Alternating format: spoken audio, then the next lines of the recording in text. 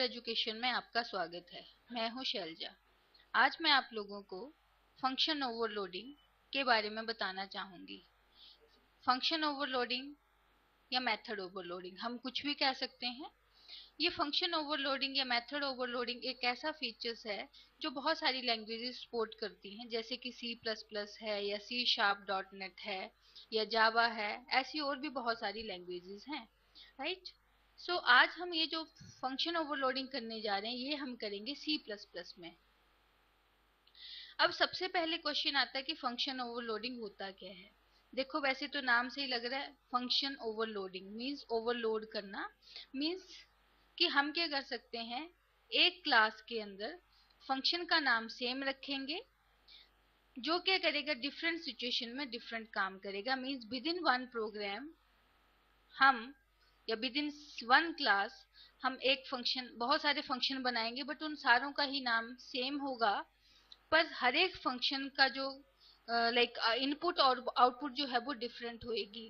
तो हम कह सकते हैं फिर फंक्शन ओवरलोडिंग क्या है कि जब एक फंक्शन डिफरेंट सिचुएशन में डिफरेंट काम करता है उसे कहा गया है फंक्शन ओवरलोडिंग या मेथड ओवरलोडिंग। अब अगर हमने ये वाला फीचर एंड इसे हम एक और कहते हैं कि जब भी हम फंक्शन ओवरलोडिंग करते हैं तो it will be the third feature of C++, that is polymorphism means many forms. Mean जब एक चीज डिफरेंट सिचुएशन में डिफरेंट काम करती है। ओके, सो अब अगर हमने वो फंक्शन ओवरलोडिंग करना है तो इसके लिए हमें क्या करना पड़ेगा, C++ का सॉफ्टवेयर ऑन करना पड़ेगा। जैसे हमारे पास है टर्बो C++। अब यहाँ पे क्या किया मैंने, आप नोटिस करें ऑलरेडी थोड़ी सी छोटी सी क्लास बनाई है। मीन सबसे पहले टॉप मोस्ट हेडर फाइल लिखी है, फिर एक क्लास बनाई मैंने मैथ्स नाम की, जिसको यहाँ पे क्लोज कर दिया। अब ये जो क्लास है इसके अंदर मैंने मेथड ओवरलोडिंग इंप्लीमेंट करनी है, तो इसके लिए मैं क्या कर रही हूँ, दो वेरिएबल ले रही हूँ। एक num1 लिया, एक num2 लिया, एक rs लिया जो रिजल्ट को स्टोर करेगा। So these are the data members of maths class जो कि प्राइवेट है। अब मैंने इस क्लास में पब्लिक दो फंक्शन बनाया, एक सपोज एक का नाम है सम। अब इस सम फंक्शन में ये जो क्लास के डेटा मेंबर्स है num1 num2, इनमें मैं डेटा इनपुट करवाऊंगी। So suppose I have written here enter first number,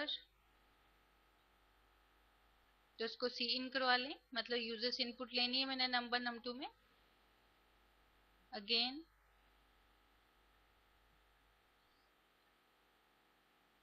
C out enter second number cin num2 में। अब मैंने ये जो num1 num2 है इनकी वैल्यू को ऐड करना है, तो I will write here num1 plus num2। अब मैं रिजल्ट को डिस्प्ले करना चाहती हूँ। सो अगर आप चाहो इसको ज्यादा डिस्क्रिप्टिव बनाना तो रिजल्ट आप कुछ ऐसे डिस्प्ले कर सकते हैं, जिसमें मैंने फंक्शन का नाम रखा सम, ऐसे करके इक्वल टू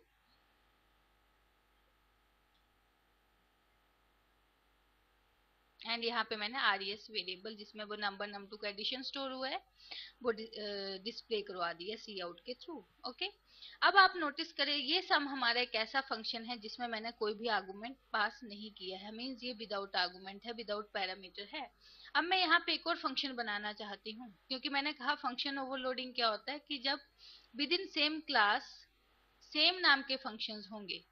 तो अब देखिए मैंने इसका नाम भी सम रख दिया, बट याद रखना कि उसके आर्गुमेंट हमेशा हमें डिफर करने पड़ेंगे। अगर मैं इस फंक्शन को भी ऐसे करके कुछ बिना आर्गुमेंट के बना दूं, उस केस में कंपाइलर कंफ्यूज हो जाएगा। कंफ्यूजन का मतलब जिसे लैंग्वेज में टेक्निकली कहते हैं एम्बिग्यूटी।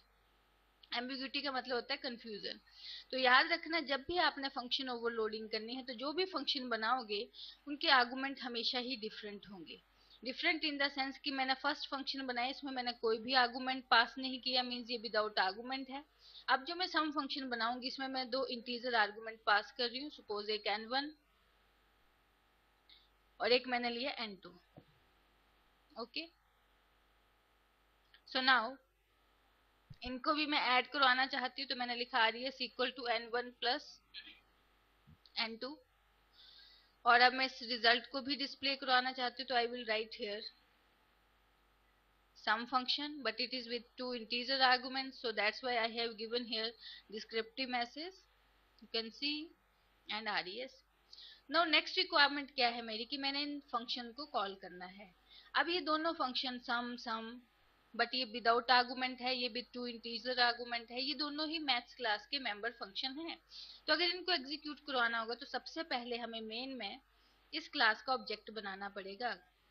तो क्लास का नाम हमारी मैथ्स है, तो मैथ्स का मैंने ऑब्जेक्ट बना दिया एम। अब मैं एम डॉट सम लिख रही हूँ यहाँ पे। जैसे एम डॉट सम कंट्रोल को दिखेगा तो उस केस में कंट्रोल उस फंक्शन को एग्जीक्यूट करने जाएगा जिसमें कोई भी आर्गुमेंट नहीं है। आई मीन टू से कि जैसे सम को कॉल लगेगी तो कंट्रोल इस सम फंक्शन में जाएगा और हमसे पूछे enter first number enter second number, means इस फंक्शन की बॉडी एग्जीक्यूट होगी। तो मींस यूजर अपनी चॉइस के दो कोई भी नंबर टू एंटर करेगा, फिर वो ऐड हो जाएंगे, रिजल्ट में स्टोर हो जाएंगे और वो हमें डिस्प्ले हो जाएगा। वैसे मैं चाहती हूँ ये वाला सम फंक्शन भी कॉल करना है। अब ये हमारा है तो इसका नाम भी सम ही है, पर ये एक ऐसा सम फंक्शन है जिसमें दो इंटीजर आर्गुमेंट पास किए हैं। इट मीन इसको कॉल करते टाइम हमें यहाँ पे कोई ना कोई वैल्यू देनी पड़ेगी। सपोज मैंने दे दी 10 एंड कोई भी आप वैल्यू एंटर करवा सकते हो। सो अब इस केस में क्या होगा, ये है हमारा function with argument means parameterized. तो इस केस में कंट्रोल क्या करेगा, 10 वैल्यू n1 को दे देगा और 20 वैल्यू जो है वो n2 में चली जाएगी।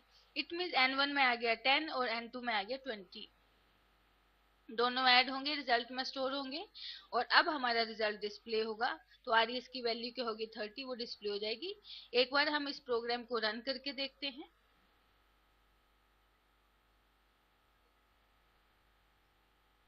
ये हमारा ऊपर वाला वो फंक्शन चला जिसमें हमने आर्गुमेंट पास नहीं किए थे, तो जिसमें हमने यूजर से रन टाइम पे वैल्यू लेनी थी।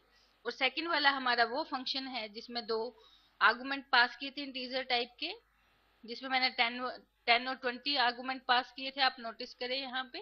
तो उसके अकॉर्डिंगली n1 n2 में 10 20 गया, तो उसने उसका रिजल्ट 30 बताया। अब मैं यहाँ पे चाहती हूँ कि मैं एक और सम फंक्शन बनाऊं, लेकिन इसमें मैं आर्गुमेंट तो दे रही हूँ बट वो होंगे फ्लोट टाइप के। Okay, suppose x comma float y।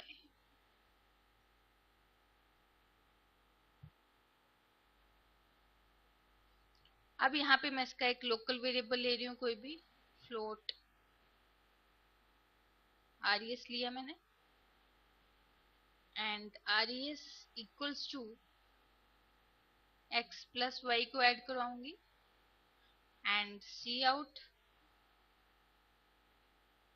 Slash n करके सम x कॉमा y जो हमारे लिए फ्लोट वैल्यू होंगी res।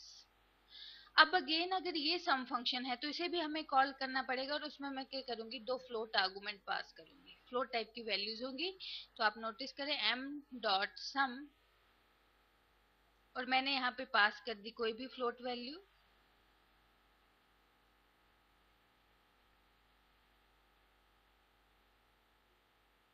कॉमा आएगा यहाँ पे क्योंकि दो आर्गुमेंट हो गए, दोनों फ्लोट टाइप के हैं। अब देखने में तो ऐसे लग रहा है कि इस केस में तो उस फंक्शन को कॉल लगेगी जिसमें आर्गुमेंट नहीं है, इस केस में किस फंक्शन को कॉल लगेगी, इस फंक्शन को जिसमें हमने दो इंटीजर पास किए हैं, और इस केस में किस फंक्शन को कॉल लगेगी जिसमें हमने दो फ्लोट आर्गुमेंट पास किए हैं। लेकिन जैसे ही हम इस प्रोग्राम को रन करेंगे तो आप नोटिस करना एरर आ सकता है, आ जाएगा।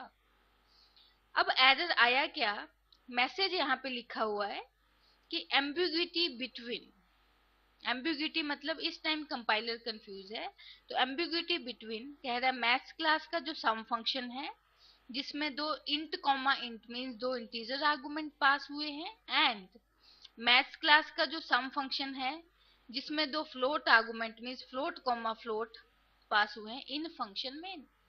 कह रहा है कि कंपाइलर जो है इस टाइम कंफ्यूज है कि एक ऐसा फंक्शन है जिसमें दो इंटीजर आर्गुमेंट पास किए हैं और एक ऐसा फंक्शन है जो जिसमें दो फ्लोट आर्गुमेंट पास किए, मींस वो इस केस में इन दो बॉडीज पे, दो फंक्शन की जो बॉडीज हैं इन पे क्या है वो कंफ्यूज है। अब रीजन क्या है, क्या एम्बिग्यूटी है? क्योंकि देखिए, जब हम यहाँ पे इंटीजर आर्गुमेंट वाला फंक्शन भी बना रहे हैं और फ्लोट आर्गुमेंट वाला फंक्शन भी बना रहे हैं, इस केस में कंट्रोल क्या करेगा?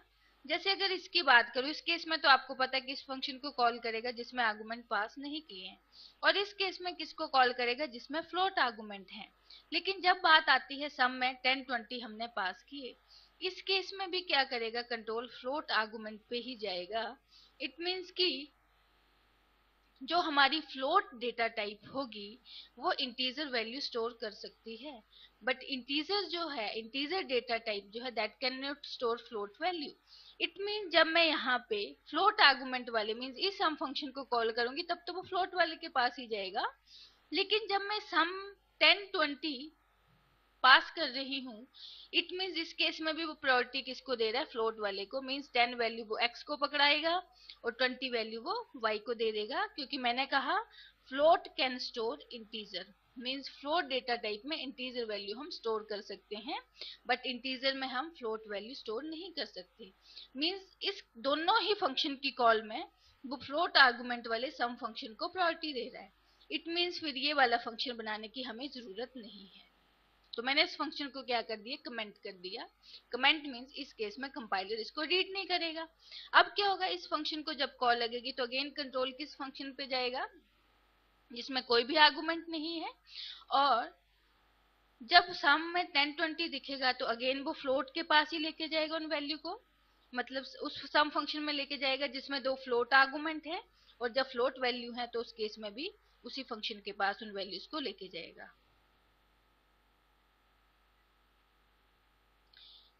सो ये था हमारा फंक्शन ओवरलोडिंग।